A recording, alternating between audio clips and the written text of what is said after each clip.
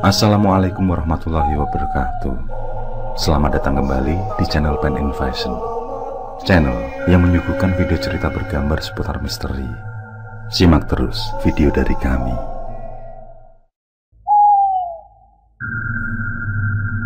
Kisah kali ini merupakan satu misteri tentang pesugihan, yang mana terdapat saksi hidup bernama Bambang bekerja di rumah pesugihan lebih dari 3 bulan lamanya.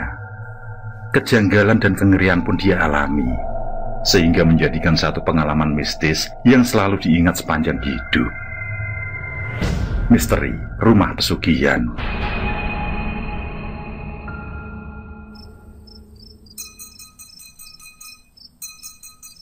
Suara mangkok dipukul dengan sendok terdengar jelas di malam itu. Namun tidak terdengar suara si penjual yang menjajakan baksonya. Tidak lama berselang, suara itu pun terdengar semakin jauh. Ketika waktu menunjukkan mendekati pukul 10 malam, sampailah si tukang bakso yang bernama Pak Wagio di depan rumah Pak Kerno. Rumah megah satu-satunya di kampung itu terlihat sangat temaram, meskipun lampu neon terpasang di beberapa sudut. Pak Wagio merupakan penjual bakso keliling dengan memikul dagangannya serta diterangi sebuah lampu teplok. Sudah biasa dia berdagang sedari sore hingga larut malam sampai baksonya habis. Dari kampung ke kampung, dia berjalan menyusuri jalan bebatuan yang belum beraspal.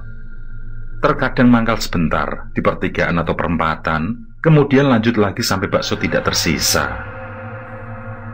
Terkadang dagangannya cepat habis, namun tidak jarang pula masih meninggalkan sisa. Dan malam ini mungkin masih sekitaran 3 mangkuk saja, berharap masih ada yang membeli.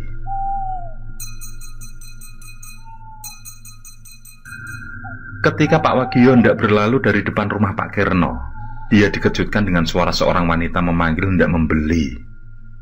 Perempuan muda berparas cukup cantik itu menyodorkan mangkok yang ia bawa, lalu memesan sesuai keinginan. Pak Wagio tersenyum sambil mencuri pandang ke arah kaki. Dia bersyukur karena kakinya menapak tanah, yang berarti bukan sosok hantu. "Griyane pundi to, Mbak? Kok nggak tahu weruh?" ucap Pak Wagio basa-basi sambil meracik bakso. Perempuan cantik itu pun menunjuk ke sebuah rumah yang tidak lain adalah rumah Pak Kerno. Di saat itu, di akhir tahun 80-an, tentu saja rumah tersebut adalah rumah super megah di kampung. Warga sekitar maupun warga lain kampung sudah paham betul dan menjulukinya sebagai rumah berkabut. Maklum saja, pagar gerbang tidak pernah terbuka dan hampir setiap waktu tampak seperti tertutup kabut. Rumah besar dengan kebun luas di sebelahnya tersebut merupakan rumah milik seorang terpandang sekaligus paling kaya bernama Pak Kerno. Pak Wagio bertanya tentang siapa sebenarnya perempuan itu. Tanpa memperkenalkan diri, si perempuan memberitahukan jika dia bekerja di rumah Pak Kerno sebagai abdi. Dia mengaku sudah lebih dari 3 bulan berada di rumah tersebut. Dan pesanan bakso pun sudah jadi ketika belum sepenuhnya memberi penjelasan. Sebelum beranjak, si perempuan memberi pesan pada Pak Wagio agar setiap kali menjajakan bakso disuruhnya lewat tempat itu di jam yang sama. Dia akan menjadi pelanggan tetap Pak Wagio. Setelah itu, dia masuk ke gerbang pagar, kemudian lenyap di sebalik pintu. Pak Wagio merasa heran saja. Baru kali ini ada pelanggan yang memintanya lewat di jam tertentu. Seminggu sudah Pak Wagio lewat depan rumah Pak Kerno, dan selama itu pula, si perempuan yang tidak diketahui namanya itu selalu membeli semangkok bakso. Bagi Pak Wagio, seolah-olah dia memiliki tanggung jawab yang harus dipenuhi. Bahkan setiap kali dagangannya akan habis, dia pasti menyisakan 1 mangkuk untuk perempuan itu. Malam ini, tepat seminggu ketika melewati rumah megah tersebut, si perempuan yang biasa sudah menunggu, kali ini belum terlihat muncul. Ketika hendak mengetuk mangkok dengan sebuah sendok, Pak Wagio dikejutkan dengan suara seorang perempuan menangis.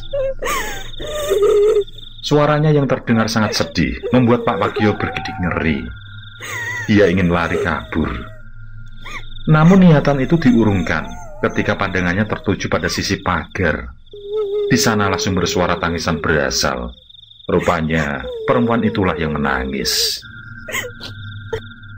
Ketika Pak Wagio berjalan mendekat dan menyapa, perempuan itu terkaget dan dengan segera menyeka air matanya. Dia berpura-pura agar tidak tampak usai menangis. Meskipun tahu kalau berbohong, Pak Wagio tidak mau ikut campur lebih jauh lagi tentang masalah perempuan tersebut. Dan malam itu diberikannya bakso gratis agar si perempuan lebih tenang. Ketika Pak Wagio berpamitan, perempuan manis itu berkata agar mulai besok malam Pak Wagio jangan lagi lewat sana, karena si perempuan sudah tidak bekerja lagi di rumah Pak Kirno. Sebenarnya Pak Wagio ingin bertanya tentang alasan perempuan itu, namun hal itu diurungkan. Dan benar saja, di malam berikutnya Pak Wagio yang tetap lewat jalan itu tidak lagi dipanggil oleh si perempuan. Bahkan ketika seminggu berlalu, dia juga tidak melihat perempuan tersebut. Namun malam ini, Pak Wagio benar-benar terkejut saat perempuan itu mendadak muncul kembali. Akan tetapi, kali ini keadaannya sangat berubah. Wajahnya terlihat murung dengan tatapannya selalu menunduk. Suaranya juga terdengar lebih parau. "Sampun wangsul toh, Mbak? Tasih mangkin teng griyane Pak Kirno?" tanya Pak Wagio setelah menawarkan bakso. Perempuan tersebut menjawab kalau dia sudah tidak tinggal di rumah Pak Kirno lagi. Kemudian dia menunjuk di mana dia tinggal. Pak Wagio merasa heran karena yang ditunjuk perempuan tersebut adalah sebuah kebun di samping rumah megah yang juga merupakan kebun milik Pak Kirno. Di sana tidak ada hunian, melainkan berisi pepohonan besar seperti pohon asem, pohon sawo, dan pohon jambu air yang kesemuanya lebat. Pak Wagio bingung, apa mungkin Pak Kirno membangunkan sebuah rumah di kebun tersebut? Begitu pikirnya. Setelah mendapatkan baksonya, perempuan itu pun langsung beranjak. Dan benar saja, dia tidak menuju rumah, melainkan menuju kebun dan hilang di sebalik rindangnya pepohonan. Pak Wagio yang merasa agak merinding segera beranjak meninggalkan tempat tersebut.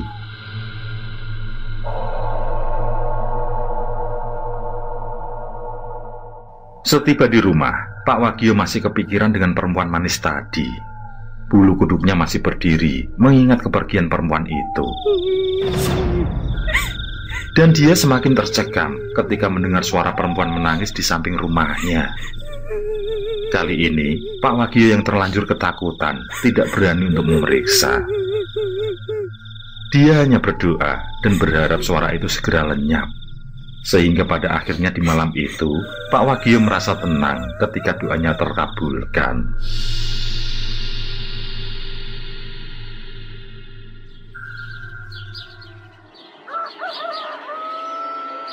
Di keesokan harinya, selepas dari pasar induk membeli keperluan dagangan baksonya, Pak Wagio yang merasa penasaran nekat lewat jalan depan rumah Pak Kirno. Rasa penasaran itu semakin memuncak ketika tiba di kebun di mana perempuan itu tinggal. Pak Wagio memarkir sepeda kumbangnya, lalu masuk lokasi perkebunan. Dia masuk semakin dalam, melewati rindangnya pepohonan. Tidak ternampak ada sebuah bangunan. Hanya semak dan bermacam rumput liar mengisi lahan kebun tersebut. Gemerisik angin selain menggoyang-goyang dan merontokkan dedaunan, juga membawa aroma bau bangkai yang membuat Pak Wagio merasa pening. Pak Wagio berniat kembali sambil menutup hidungnya. Namun dia dibuat terkaget bukan kepalang saat pandangannya tertuju pada sebuah pohon asem di sisinya. Di sebuah dahan pohon tersebut tergantung sosok manusia.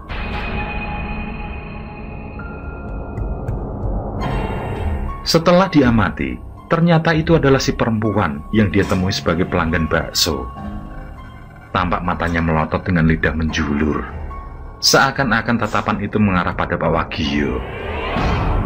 Melihat itu, segera Pak Wagio berlari ke jalan sambil berteriak minta tolong. Tidak berapa lama, warga pun memenuhi lokasi tersebut, termasuk si pemilik rumah. Setelah itu, barulah pihak berwajib menyusul.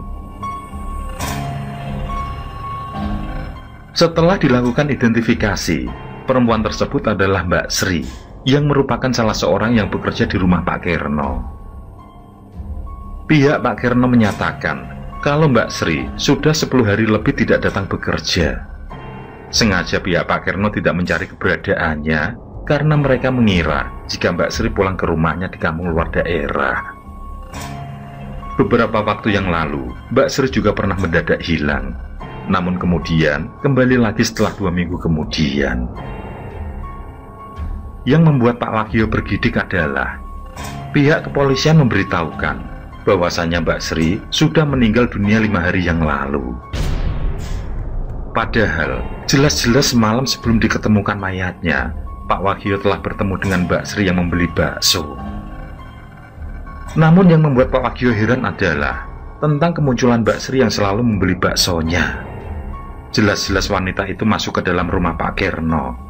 Tapi mengapa mereka berkata kalau Mbak Sri sudah tidak di rumah mereka kala itu? Atau tepatnya 10 hari yang lalu.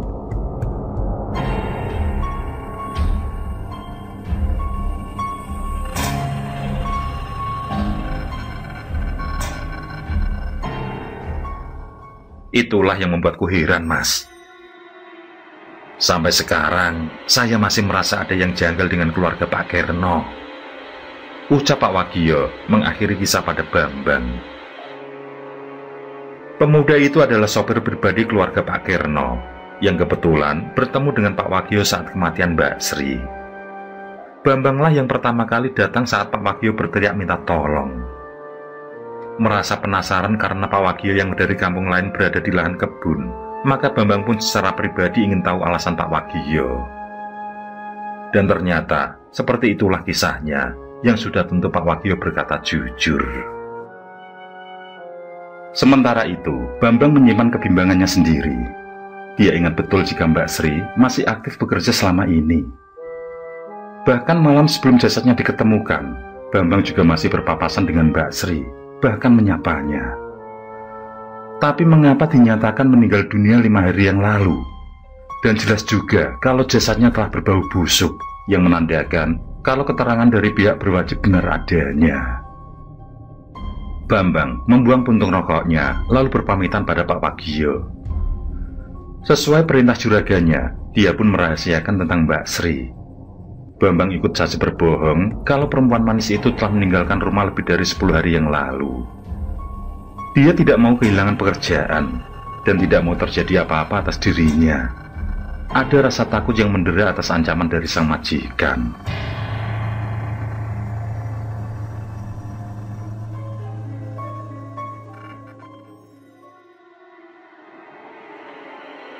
Setiba di rumah sang juragan, Bambang duduk di bangku samping rumah menghadap bangunan sebentuk gazebo. Di sana, Bambang yang merupakan warga kampung yang juga tetangga Pak Kirno pun melamun, menggilas balik bagaimana perjalanannya sampai menjadi seorang sopir pribadi Pak Kirno. 5 tahun yang lalu, saat lulus madrasah sanawiyah, Bambang yang terlahir 4 bersaudara dari keluarga miskin memutuskan mencari kerja serabutan. Dia yang merupakan anak kedua pun menjadi kuli mepet gabah di sebuah selepan kampung. Memang mata pencarian warga rata-rata adalah bertani padi. Kebanyakan orang-orang mampu memiliki lahan persawahan, walau tidaklah luas. Namun lebih banyak lagi yang bekerja sebagai buruh tani dan peternak hewan. Namun sekitaran setahun setengah berlalu, Bambang merasa jenuh dengan pekerjaan yang ia lakoni. Kejenuhan itu disebabkan setiap kali musim panen usai, maka tidak ada pekerjaan yang dilakukan. Ada masa jeda yang membuatnya tidak berpenghasilan. Secara kebetulan, dia yang kesana kemari mencari pekerjaan lain, bertemu dan diajak oleh Bendot, yakni kawan dari pamannya, yang merupakan sopir hasil bumi antar daerah. Sejak saat itu, Bambang memutuskan berpindah pekerjaan menjadi seorang kernet. Dia pun menjadi pribadi tangguh karena truk selalu beroperasi antar kota, bahkan terkadang sampai lain provinsi. Hal itu pun menempatnya menjadi seorang sopir handal. Suatu ketika, saat sedang libur kerja, Bambang yang pulang dari begadang dibuat terkejut dengan kemunculan Pak Sarkem. Dia adalah tukang kebun keluarga Pak Kirno. Ketika tepat di depan rumah Pak Kirno, Bambang yang sendirian dibuat kaget saat Pak Sarkem memintanya tolong untuk mengantar ke rumah sakit. Pak Sarkem berkata, jika sopir pribadi keluarga sudah keluar dan belum ada penggantinya. Bambang pun memberikan pertolongan, segera ikut Pak Sarkem menuju garasi. Rupanya yang sakit adalah seorang anak lelaki berusia sekitaran 16 tahunan. Dari kejadian tersebut, Bambang ditawari pekerjaan sebagai sopir pribadi keluarga Pak Kirno. Memanglah masih sangat jarang orang bisa nyopir di kala itu, sehingga ketika Pak Kirno mencari seorang sopir baru, maka Bambang memilih meninggalkan pekerjaannya di jalanan. Meskipun satu kampung dan juga bertetangga, namun itulah pertama kali Bambang masuk ke rumah Pak Kirno. Dia sangat kagum melihat isi rumah yang serba mewah dan begitu megah. Namun entah kenapa, ada perasaan tidak enak, seolah dia seperti diawasi. Sedangkan yang mengantarnya masuk adalah Bik Karti. Dia adalah wanita berusia sekitar 60 tahunan yang sudah sangat lama bekerja untuk keluarga Pak Kirno. Bik Karti sendiri bukanlah warga kampung sekitar, namun berasal dari daerah Jawa bagian timur. Selama ini baik Bik Karti maupun orang lain yang bekerja di rumah Pak Kirno sangatlah tertutup. Mereka semua selalu berada di lingkup rumah, sehingga hampir tidak pernah bersosialisasi dengan warga kampung. Hal itulah yang membuat warga merasa sungkan dan merasa aneh dengan keluarga Pak Kirno. Hal lain yang membuat warga merasa janggal adalah tidak pernah sekalipun Pak Kirno terlibat hal apapun dengan warga. Semisalkan adalah hajatan. Tidak pernah sekalipun Pak Kirno mengundang para tetangga seperti warga yang lain. Keanehan tersebut selalu menjadi perbincangan warga kampung, namun hanya menyisakan rasa penasaran yang masih menggelayut. Keluarga Pak Kirno seperti warga asing di kampung, meski sudah sangat lama tinggal. Para tetangga merasa kalau keluarga Pak Kirno termasuk juga penghuni yang lain, seperti tidak tinggal di dunia yang sama. Kini Bambang yang merupakan warga kampung mencoba peruntungannya dengan bekerja di sana. Dan sudah dapat dipastikan, nantinya warga pasti akan mencecarnya dengan bermacam pertanyaan.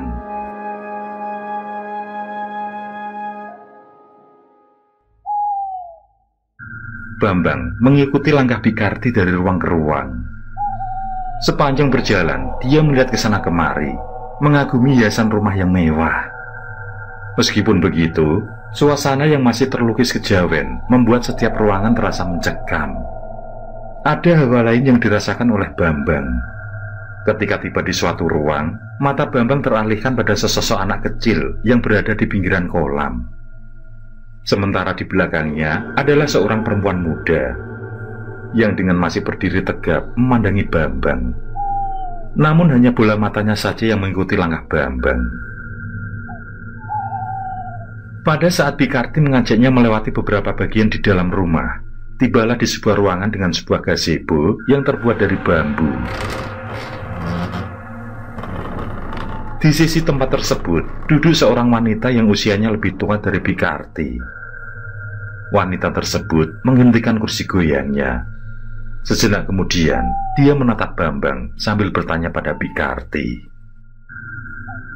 apakah lelaki itu akan menjadi sopir pribadinya? Bik Karti mengiyakan dengan menunduk, seperti layaknya berbicara dengan seorang raja. Setelah memperkenalkan Bambang, Bik Karti kemudian berpamitan menuju satu kamar yang akan menjadi tempat tinggal Bambang. Meskipun bertetangga, namun keluarga Pak Kirno menginginkan pengabdian Bambang selama 24 jam penuh.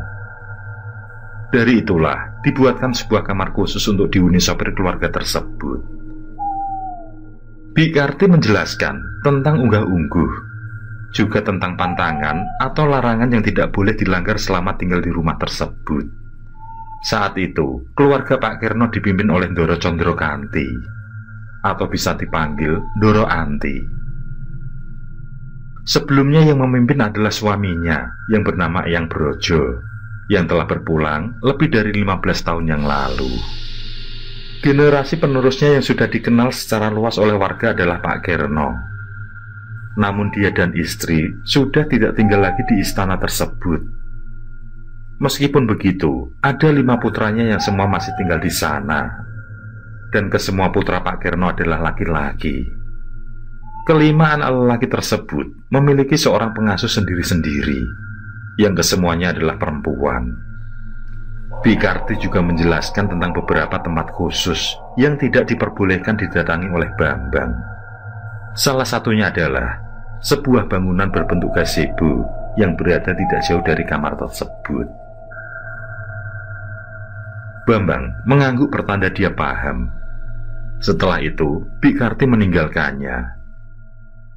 Ada sesuatu hal yang membuat Bambang merasa aneh dengan Bikarti adalah aroma wanita itu seperti bau pandan yang sangat menyengat, seperti aroma kuntilanak yang sering ia dengar dari kisah para warga. Namun mulai malam ini, dia akan sering bertemu dengan perempuan tersebut. Suasana rumah terlihat sepi ketika malam datang. Penerangan rumah hanya ada di beberapa sudut saja. Bambang menyulut sebatang rokok, kemudian memandang sebentar bangunan gazebo yang tidak boleh ia datangi. Sejenak kemudian, dia beranjak melangkah untuk melihat keseluruhan rumah meski hanya dari luar saja. Dia sengaja menghindari gazebo untuk menjaga larangan yang menjadi syarat. Bambang berjalan menuju halaman rumah. Baginya, rumah tersebut bukanlah rumah yang menyenangkan.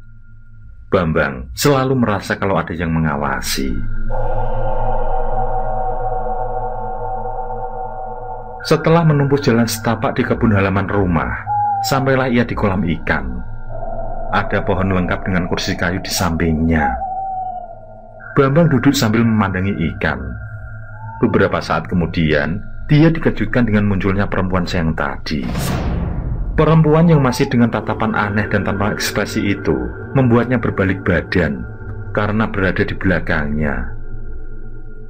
Itulah pertama kali Bambang bertemu dengan Sri Ningsih atau Mbak Sri. Dia adalah satu pengasuh putra Pak Kirno, tepatnya anak yang ketiga. Dan ternyata anak yang diasuh bersembunyi di balik badan Mbak Sri. Anak itu mengintip dengan ngeri, seolah memberi ketakutan tersendiri pada Bambang. Sebelum beranjak, Mbak Sri berkata agar Bambang segera beristirahat saja. Ada banyak hal di rumah tersebut yang belum diketahui jika malam tiba.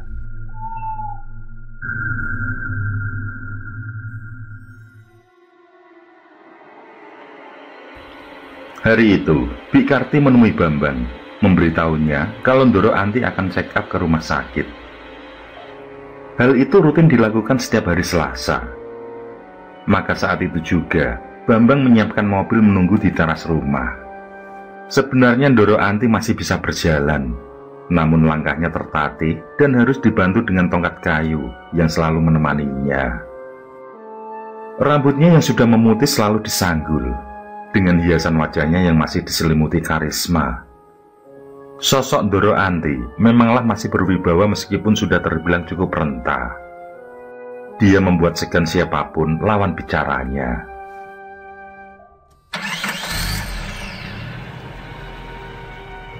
Ketika Ndoro Anti sudah di dalam dan mengajaknya berangkat, segera Bambang menginjak gas mobil. Perlahan dia meninggalkan rumah tersebut. Entah perasaan macam apa waktu itu ketika meninggalkan rumah. Perasaan Bambang menjadi lega. Seolah-olah rumah itu telah membuatnya tidak nyaman. Kurang lebih 2 jam menunggu di rumah sakit, akhirnya Ndoro Anti keluar. Kali ini tidak langsung mengajak pulang, namun diberikannya sebuah alamat pada Bambang. Segera, Bambang melajukan mobil menuruti arahan sang majikan. Saat sampai di sana, terlihat beberapa orang seperti sudah menunggu kedatangan Ndoro Anti. Bambang membantu majikannya turun dari mobil menuju sebuah kamar di gedung. Tempat tersebut kurang dikenal oleh masyarakat luas. Namun di kalangan staf medis semua tahu, itu adalah tempat rehabilitasi trauma atau kejiwaan. Tempat yang tentu saja membuat Bambang merasa penasaran. Setelah menyusuri koridor panjang, terlihat seorang perempuan yang pakaiannya sama dengan para pengasuh di rumah. Dia membungkuk kemudian membukakan pintu untuk Ndoro Anti. Dengan nada bicara gemetar, perempuan itu memberitahukan tentang kondisi seseorang. Ndoro Anti yang tidak menjawab langsung masuk ke dalam. Yang di sana ada seorang pria berkisaran usia lebih dari 20 tahun. Atau bisa dikatakan sepantaran dengan usia Bambang. Tampak lelaki muda itu hanya duduk dengan tatapan kosong. Bambang yang melihat itu hanya tertegun. Berbeda dengan perempuan sang pengasuh yang nampak gelisah. Terlihat bagaimana dia memainkan jemari tanda tidak tenang. Ketika lelaki muda itu melihat ke arah Ndoro Anti, seketika beringsut mundur dan langsung menjerit keras. Matanya melotot ketakutan. Meskipun kesusahan dengan tongkat di tangan, Ndoro Anti berusaha memeluk lelaki tersebut. Ada tangis pecah. Disusul kemudian, Ndoro Anti membisikkan kata-kata di telinga lelaki muda itu. Sejenak lelaki tersebut histeris, namun kemudian benar-benar terdiam. Bambang meninggalkan tempat tersebut menjelang sore hari. Yang membuatnya heran adalah penuturan perempuan di sana yang menyuruhnya agar mencari pekerjaan di tempat lain saja.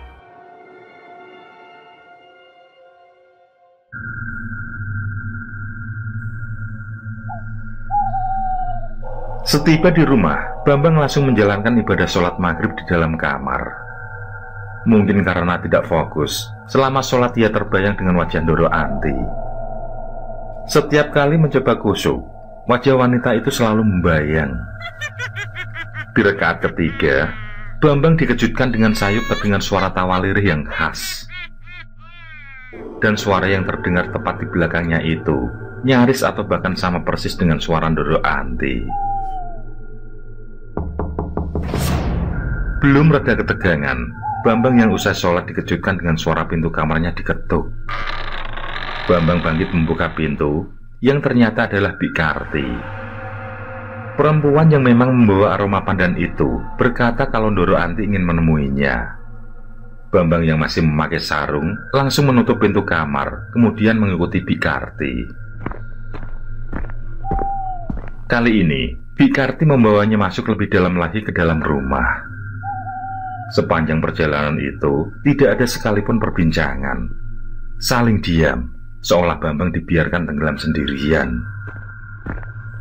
Di tengah perjalanan, mata Bambang menangkap sosok anak kecil yang kemarin. Anak itu menatapnya dari seberang sebuah ruangan, yang kemudian ditarik oleh Mbak Sri, diajaknya masuk dan pintu ditutup. Suasana rumah itu benar-benar membuat Bambang terasing sendirian. Sesampai di sebuah kamar, Ndoro Anti sudah menunggunya duduk di kursi goyang. Setelah Bik Karti berpamitan, Bambang langsung berhadapan dengan Ndoro Anti. Sebagai pertanyaan awal, Ndoro Anti bertanya, apakah Bambang menunaikan sholat?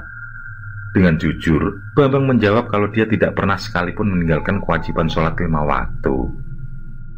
Kalau ada waktu, dia juga menunaikan ibadah sholat sunnah juga. Ndoro Anti tersenyum. Kemudian berucap kalau Bik Karti akan menunjukkan tempat khusus untuk sholat.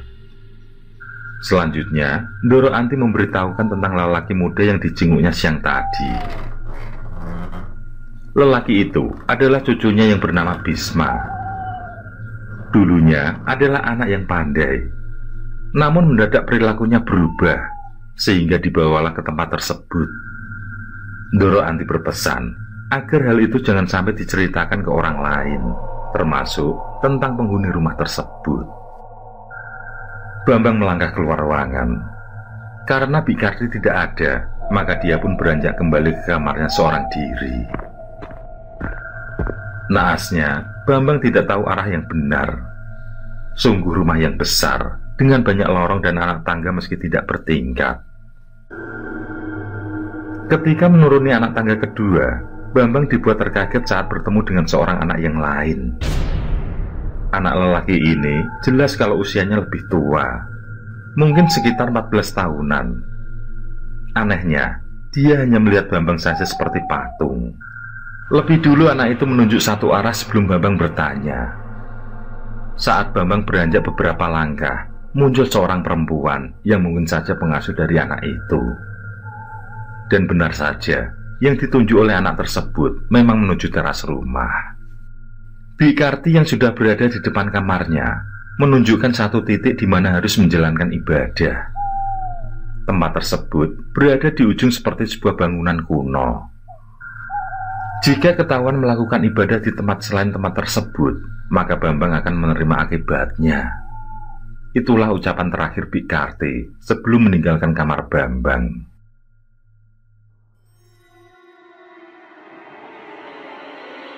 Waktu terus berjalan. Gaji pertama pun diterima oleh Bambang. Namun dia sama sekali tidak diperbolehkan keluar dari rumah tersebut, meskipun tidak setiap hari mengantar orang rumah. Dan meski seperti hidup di dalam penjara yang mewah, Bambang tetap bertahan demi uang. Memang, selama kerja antar daerah, uang seolah-olah seperti air yang terus mengalir. Jarang sekali dia memegang uang untuk ditabung. Hal itulah yang membuatnya bertahan di rumah Pak Kirno, rumah yang berpenghuni penuh misteri. Selama sebulan itu pun, Bambang mulai tahu tentang anak-anak yang tinggal di sana. Yang pertama adalah lelaki yang dijenguknya bersama Ndoro Anti dulu. Kalau lelaki sepantaran dengannya itu, Bambang sudah paham dari Ndoronya sendiri. Sedangkan yang kedua adalah yang dia temui malam setelah dari kamar Ndoro Anti. Seringkali, Bambang melihat remaja itu hanya duduk memandang teras rumah, tidak sekalipun berbicara. Sedangkan yang diasuh oleh Mbak Sri sering menghabiskan waktunya di kolam renang. Anak itu lebih sering merangkak daripada berjalan dengan kedua kakinya. Memang, tulang tangan dan kakinya tampak berbeda dengan anak seusianya. Seperti sangat lemah dan tidak normal. Anak itu selalu digandeng Mbak Sri seperti primata. Namun Bambang juga melihat ada seorang pemuda yang normal datang berkunjung seminggu sekali. Tapi dia tidak menghabiskan waktu di rumah, melainkan hanya berkunjung untuk bertemu para penghuni rumah, kemudian pergi lagi. Karena sehat jasmani rohani, maka pemuda itu tidak ada pengasuh khusus. Jika dihitung, baru ada 4 cucu Ndoro Anti. Lalu di mana yang satunya? Bambang hanya bertanya-tanya sendiri, karena di sisi lain, tidak ada satupun penghuni rumah yang bisa diajak bicara, meski sebenarnya ada waktu untuk ngobrol. Bahkan Pak Sarkem yang menawarinya pekerjaan juga tampak misterius, tidak pernah sekalipun menyapa, sehingga membuat Bambang sungkan. Yang membuat pikirannya mulai diganjal hal negatif adalah ketika dia menemukan sesuatu hal yang mencekam di rumah itu. Bambang pernah mengintip dan mendapati seperti ada ritual yang dilakukan di gazebo.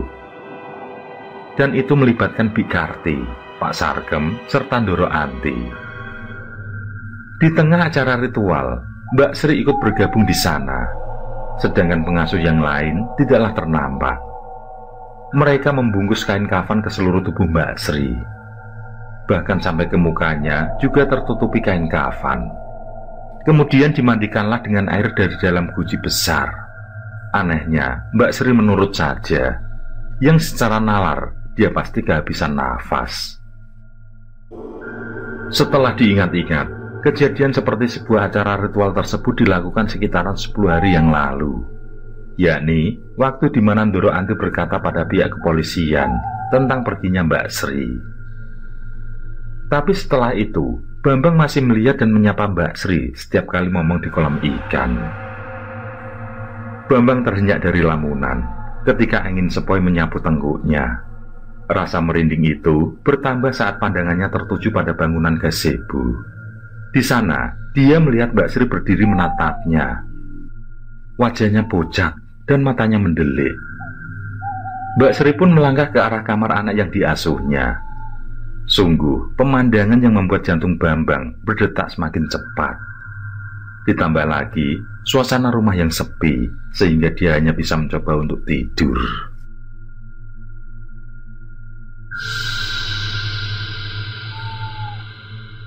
Bulan kedua, Bambang kembali melihat ritual yang sama yang dilakukan di gazebo. Dan kali ini, ada 2 wanita pengasuh yang ikut terlibat. Yang satu adalah pengasuh Bisma, sedangkan yang satu pengasuh baru, yakni pengganti Mbak Sri. Keduanya dibungkus kain kafan, lalu dimandikan. Setelah gajian kedua, Bambang tidak lagi melihat pengasuh Bisma saat diajak menjenguk. Justru pihak yang bertanggung jawab telah mencarikan pengasuh baru. Selain itu, pengganti dari Mbak Sri juga tidak terlihat, dan diganti lagi dengan pengasuh yang baru. Dari situ, Bambang mulai merasa ada yang ganjil. Di sisi lain, dia sering menemui penampakan Mbak Sri, juga penampakan perempuan pengasuh Bisma. Kemunculan sosok Mbak Sri itu selalu memberi bisikan agar Bambang meninggalkan rumah segera sebelum perjanjian terjadi. Malam itu, selepas Isya, secara mendadak Bikarti menyuruhnya bersiap untuk mengantar Ndoro Anti. Kali ini ditemani oleh Bikarti yang sudah bersiap dengan pakaian kebaya putih. Bagi Bambang, itu adalah hal yang aneh, karena selama ini Bikarti tidak pernah sekalipun keluar rumah. Sebagai seorang abdi yang paling tua di rumah, tidak sekalipun Bambang melihat Bikarti keluar rumah sedari dia di sana. Dan setelah siap, berangkatlah mereka.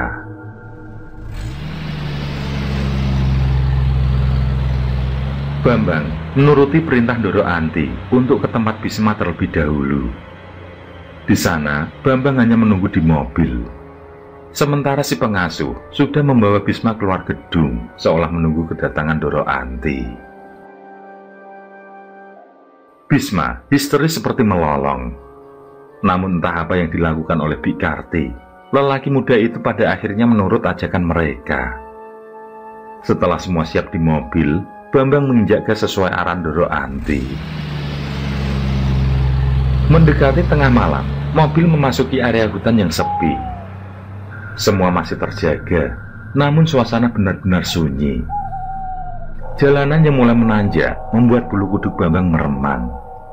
Terlihat di kanan dan kiri, orang-orang berbaris berjalan menuju ke atas. Sungguh, pemandangan yang tidak biasa di tengah malam seperti itu. Anehnya lagi, semua orang itu adalah perempuan dengan berpakaian sama seperti yang dikenakan oleh Bikarti. Bambang menekan rem kuat-kuat saat ia merasa ada yang mendadak menyeberang. Namun saat mobil terhenti, semua lenyap begitu saja. Tidak ada seorang pun di kiri dan kanan jalan. Sementara Ndoro Anti, Bikarti, dan Bisma masih terdiam saja meski mobil sedikit oleng. Mobil kembali melaju. Tidak berapa lama kemudian tiba di sebuah bangunan Belanda yang sepertinya sebuah villa. Bambang berpikir jika itu adalah milik tuannya. Selanjutnya, tampak Pak Sarkem yang menunggu, langsung membukakan pintu mobil. Dibantunya Ndoro Anti keluar, disusul kemudian menuntun Bisma. Bambang disuruh menunggu di mobil saat mereka semua masuk ke dalam villa.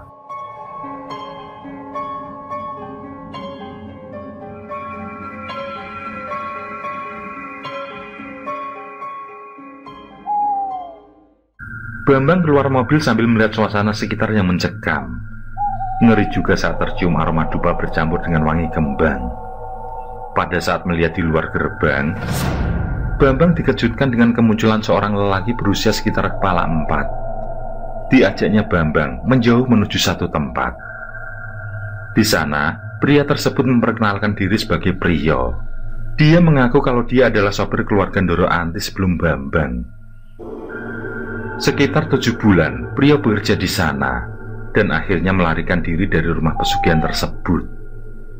Priyo bercerita jika dia terpaksa melarikan diri karena merasa nyawanya terancam. Hal itu ada di pikirannya saat dia diharuskan menyatakan sebuah perjanjian oleh Bikarti yang mana harus menerima menjadi abdi setia. Namun sejak keluar dari rumah tersebut, hal buruk pun menimpanya. Satu persatu anggota keluarga mendapat celaka. Kini yang tersisa hanyalah dia dan Warti, istrinya. Sedangkan ketiga anaknya meninggal dunia secara tidak wajar. Priyo pun mendatangi orang pintar yang kemudian melakukan bakar gaib padanya. Dan karena ada dendam atas meninggalnya 3 buah hati, malam ini Priyo bertekad mengakhiri persekutuan para penghuni rumah Pak Kirno dengan demit bangsa pesugihan. Kamu harus berani bersikap, Mas. Jangan sampai apa yang menimpa aku kelak juga menimpa keluargamu. Tutur Priyo meminta agar Bambang juga pergi dari rumah pesugihan itu. Selanjutnya, Priyo minta tolong pada Bambang agar dia masuk ke tempat ritual, kemudian mengambil setidaknya 5 kembang kantil serta sedikit air dalam genduk. Dengan itulah, Priyo akan membuat semua terhenti. Sebenarnya ada rasa bimbang dan takut di hati Bambang. Apalagi dia disuruh menunggu di mobil, tidak diperbolehkan masuk. Tentu akan menjadi kecurigaan tersendiri bagi yang di dalam. Tapi nyali itu datang juga. Bambang lebih percaya dengan Priyo, lelaki yang baru dikenal dan baru ditemuinya malam ini. Ada rasa iba jika membayangkan anggota keluarga Priyo yang dijadikan sasaran tumbal. Bambang beranjak masuk, menyuruh agar Priyo menunggu di tempat. Selanjutnya, secara perlahan, dia menuju lokasi yang terdengar suara seperti orang mandi. Dan benar saja, di satu titik, Bambang yang mengintip melihat Bisma yang dengan mengenakan kain kafan putih sedang dimandikan. Di sampingnya terdapat aneka kembang dan sebuah dupa yang menyala. Sedangkan air yang digunakan berasal dari 2 gentong. Mungkin kembang dan air itulah yang dimaksud Priyo. Dan untuk mendapatkannya, maka Bambang harus menunggu ritual selesai dan menunggu waktu yang tepat. Dan waktu itu pun tiba setelah beberapa menit kemudian. Tepatnya ketika selesai memandikan, semua termasuk Pak Sarkem menuju satu ruangan. Mungkin di sana ada proses ritual lanjutan. Dengan cepat, Bambang menuju lokasi. Dicarinya kembang kantil, kemudian dia masukkan ke dalam kantong yang diberikan oleh Priyo. Selanjutnya, dia mengambil air dalam gentong, dimasukkan ke dalam plastik kilauan yang juga sudah disiapkan oleh Priyo. Setelah dirasa cukup, dengan berdebar, Bambang pun beranjak keluar. Setelah diberikan pada Priyo, Bambang ingin tahu lebih jauh tentang nasib-nasib para abdi di rumah tersebut. Namun Priyo hanya memberikan alamat rumahnya. Disuruh Bambang ke sana jika ingin tahu lebih banyak. Selanjutnya, Priyo berterima kasih lalu berpamitan. Lelaki itu pun menghilang di gelapnya malam. Tidak berapa lama, Bambang dipanggil Pak Sarkem untuk bersiap pulang.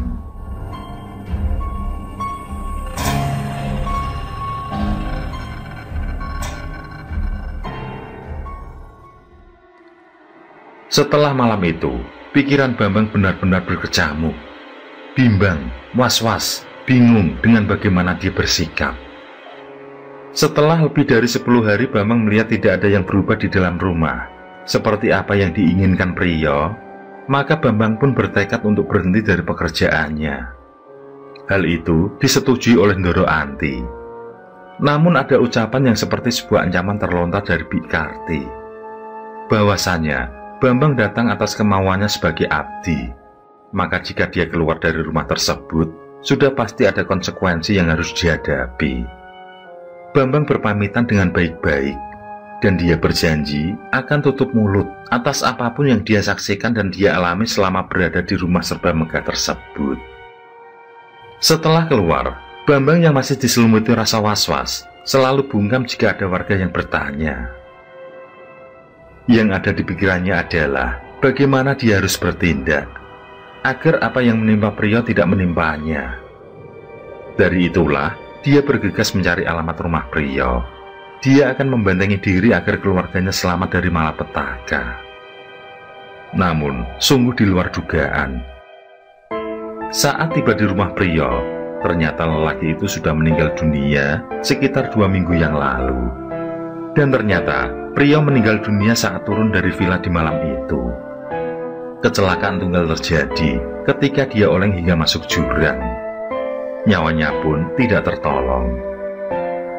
Tetangganya juga berkisah jika istri Priyo juga meninggal dunia setelah 3 hari. Bambang semakin tertekan. Segera dia melaju pulang, memastikan ibu serta adik dan kakaknya dalam keadaan baik. Di perjalanan itu, hampir saja Bambang mengalami celaka. Beruntung dia mampu menghindari truk, sehingga motor kristalnya masuk parit dan membuatnya luka ringan saja.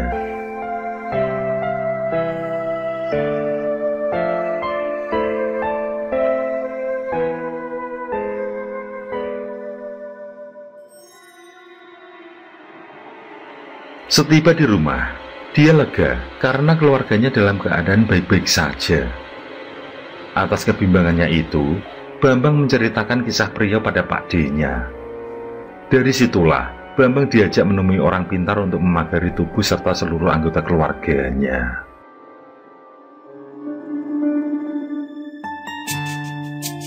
Sekitar 3 bulan berselang, Bambang bersyukur karena semua baik-baik saja. Dia sendiri kembali bekerja sebagai kuli mepet gabah, sekalian ikut nyopir di selepan tempatnya bekerja. Di waktu yang sama, secara mengejutkan, keluarga Ndoro Anti pindah rumah tanpa berpamitan pada warga sekitar. Entah pindah ke kota atau pindah ke lain provinsi, yang jelas tidak ada seorang pun warga yang tahu.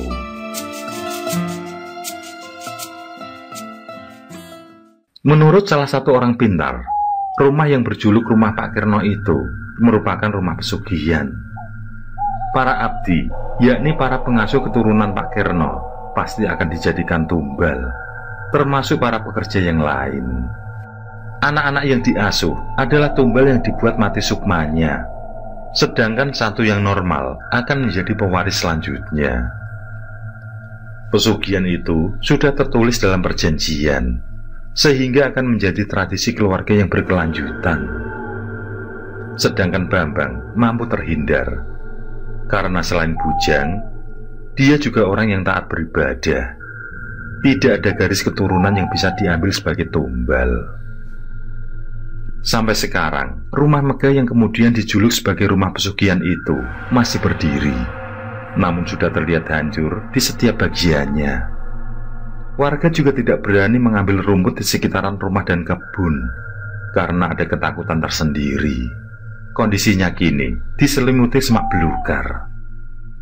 Hak milik sah diketahui atas nama Pandu, yakni salah satu putra dari Pak Kirno atau cucu dari Ndoro Anti. Namun meskipun terbengkalai, setiap tahunnya selalu ada yang datang sekedar menjenguk dan membayar pajak. Orang misterius itu tidak pernah sekedar bersapa pada warga sekitar. Entah sampai kapan tanah itu terbengkalai dan menjadi hal yang menakutkan bagi warga sekitar.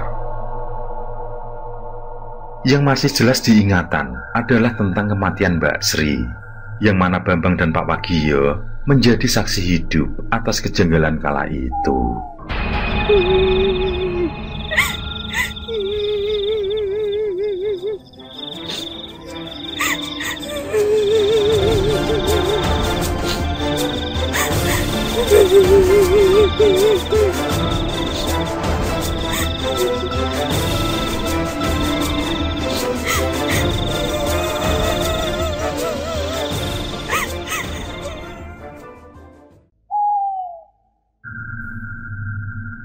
Oke, terima kasih.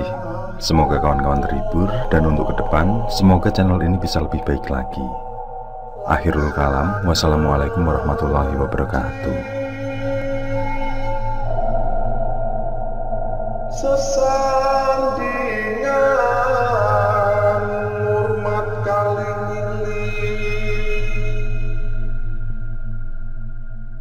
lakukan pungkasane